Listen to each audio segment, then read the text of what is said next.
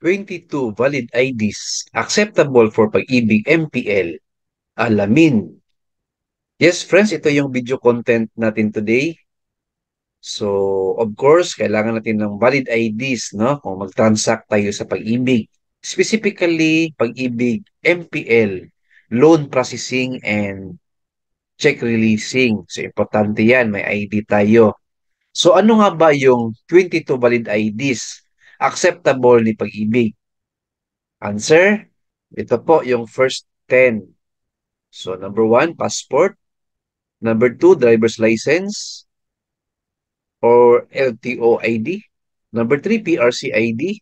Ito yung mga ID ng mga professionals na mga teachers natin, public school teachers, mga engineers, architect, and the like. And number 4, NBI clearance. Number 5, police clearance.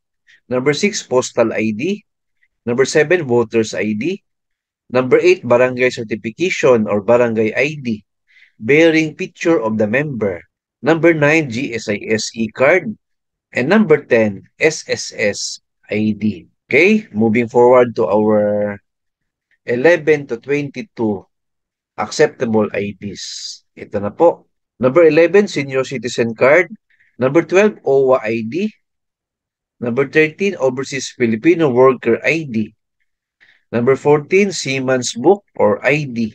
And Record Book or SIRB. Number 15, Alien Certification of Registration. Number 16, Government Office IDs. Yan, importante yan, no? Mga government IDs. Number 17, Certification from the National Council for the Welfare of Disabled Persons.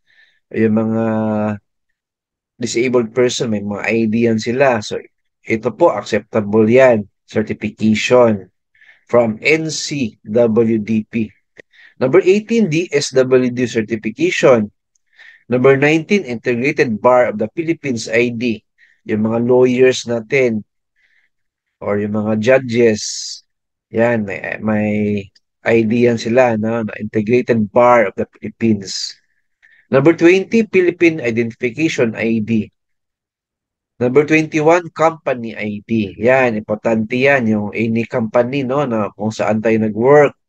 Private company or government offices. Importante yan. Meron talaga tayong company ID. I remember when I was a check release controller before, ito talaga yung hinahanap ko na mga IDs, no? In claiming, in releasing yung mga cheque, no? Or even title. So, company ID po, number 1 yan. And number 2, government IDs. And lastly, number 22, Pag-ibig Loyalty Card. Yan, acceptable itong mga IDs na ito only in Pag-ibig, no? O may transaction tayo sa Pag-ibig. Specifically sa MPL or multipurpose loan. Yes, remember, no? Yung apart from loan application form sa MPL, meron tayong attach na photocopy of valid IDs. Ito na po ang listahan natin. Alright? Thank you for watching. Please like, share this video, and subscribe my YouTube channel. Thank you, God bless, and 2 thumbs up.